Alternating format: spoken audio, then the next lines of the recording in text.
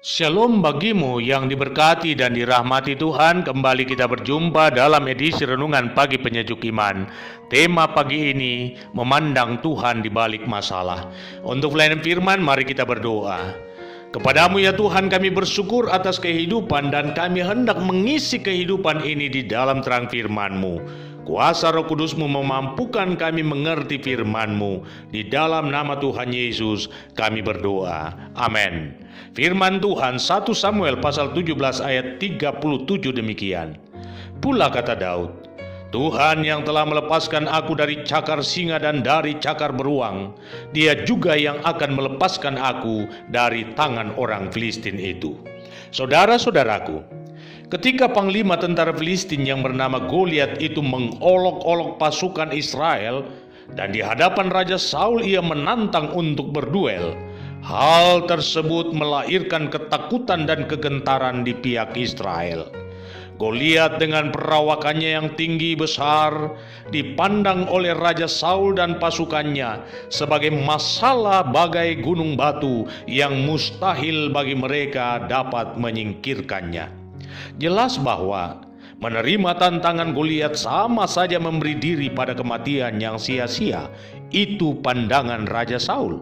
Tetapi Daud yang masih muda, bahkan boleh dikatakan masih remaja, tidak sedikit pun memiliki rasa gentar untuk menghadapi Goliat. Itulah sebabnya ia datang menghadap Raja Saul dan memohon izin agar diperkenankan merespon tantangan Goliat. Dari sisi perawakan dan juga umur di mata Raja Saul, keputusan Daud adalah keputusan yang salah dan dapat dikategorikan sebagai keputusan konyol alias nekat cari mati.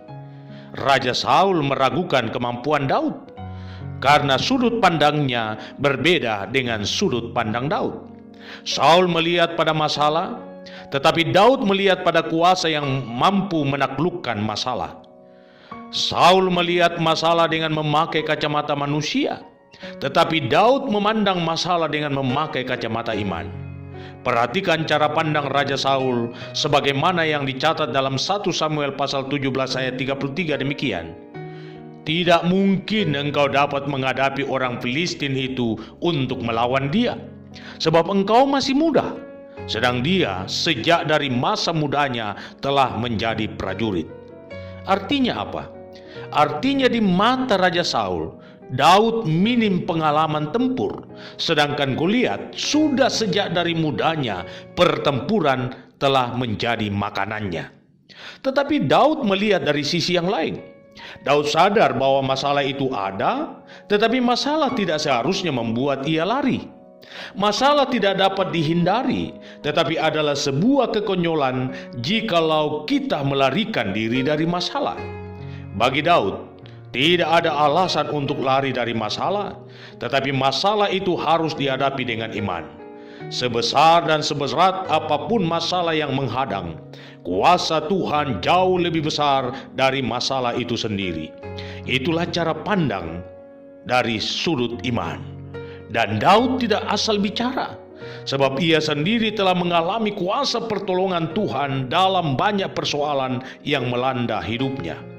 Itulah sebabnya ia menegaskan bahwa Tuhan yang telah melepaskannya dari cakar singa pun demikian dari cakar beruang. Tuhan yang sama akan melepaskan dia dari tangan Goliat yang telah menghina dan menistakan nama Tuhan. Saudara-saudaraku, jika saat ini Anda berada pada posisi Raja Saul yang sedang memandang masalah yang besar di depan matanya, dan Anda berkesimpulan bahwa Anda tidak akan mungkin menyelesaikan masalah itu, maka sekarang ubahlah sudut pandang Anda. Mari memandang sama seperti Daud, bahwa tidak ada masalah yang tidak terselesaikan jikalau kita melibatkan Tuhan. Jangan memakai mata manusiawi Anda dalam menilai masalahmu, tetapi pakailah mata iman. Katakan seperti Rasul Paulus dalam 2 Korintus pasal 5 ayat 7, bahwa hidup kami adalah hidup karena percaya, bukan karena melihat. Karena itu, saya hendak tegaskan hal ini kepada Anda. Tak ada hal yang sulit jika mata Anda tertuju pada Tuhan. Di balik masalah yang menggunung di depan mata Anda, ada kuasa Tuhan yang lebih besar yang akan mengantarkan Anda ke puncak kemenangan.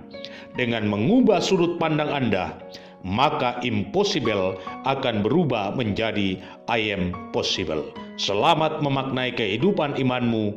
Tuhan Yesus memberkati.